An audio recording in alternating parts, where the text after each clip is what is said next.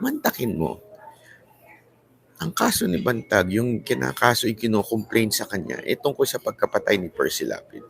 At ang isang matinding ebidensya doon nila, di umano daw, etong gunman, tinuturo yung middleman, na sinabi daw nung middleman, na keso utos sa taas, which is understandable daw na si Bantag yun. So, pagdating mo sa kaso, yung bigat nung Michael Agustin, maraming salamat po. Yung bigat ng itong witness, yung nagsalita, napaka-importante.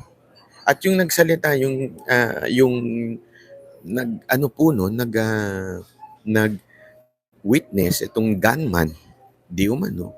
Kaya siya umamin, it's because of the CCTV. Diba?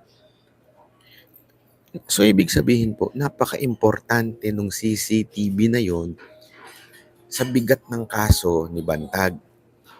Siyempre, karapatan po nung naakusa na kunin ho yung CCTV. Pero hindi po Ayaw pong ibigay yung CCTV.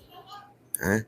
Ang tagal ng pinapalo up, panay sila media sila ng media, inaakusa si Bantag, pero hindi naman po binibigay yung mga ebidensya nila. Kasi kailangan po ibigay yun para makasagot sila ng tama. Kasi parang ang dating nito, nag-akusa ka, may ebidensya ka na ito si Bantag ang may kasalanan, it's because of the gunman, ayun na lang ang pinaka-witness nila, yung gunman na lang ha. Tapos, hindi mo pa ibibigay yung CCTV. Importante yun. Paano sila makakasagot? That's not nice. Yayariin kayo ni Kabutas dyan. Alam mo, okay na sana yung, sige, Pasko naman ngayon, tsaka na muna pag-usapan yan. Pero mayat maya meron pang akusasyon si Katapang na keso ididemanda daw niya because of the project, si Bantag, di ba? Tapos, ang script niya, sasabihin daw niya kay DOJ Secretary para pagalawin ang COA. Di ba? Tapos, sabi, nung in-interview naman si Rimulya, sabi niya, sa protocol, tapang-tapangan na naman, di ba? Tapang-tapangan na naman po si Rimulya at sinasabi niyang, alam niyo na kung ano yung dapat gawin. Pero, napaka-obvious naman na magkakuntsaba sila ni Katapang para dito sa issue na naman ng plunder case daw ni Bantag.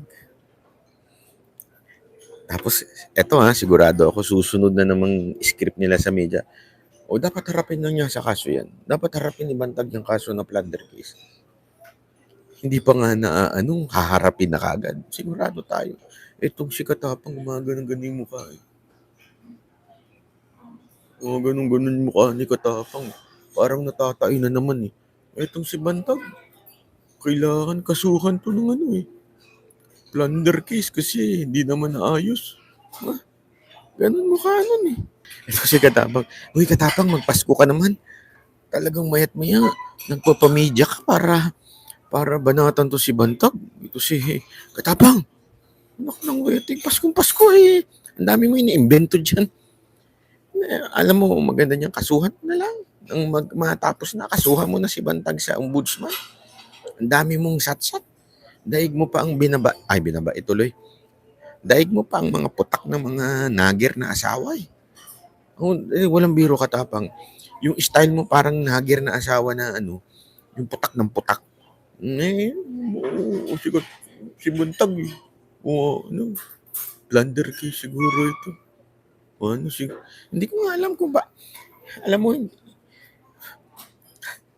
napanood ko yung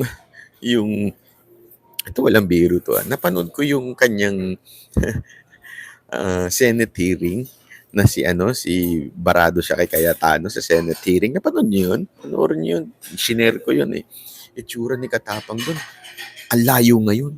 Yung itsura niya doon dati, nangangatog Parang ganun, no? Talagang matatain na Ngayon, iba na itsura niya. Kuwara mo matapang. Si Bantag, plunder case. Ganun eh, no?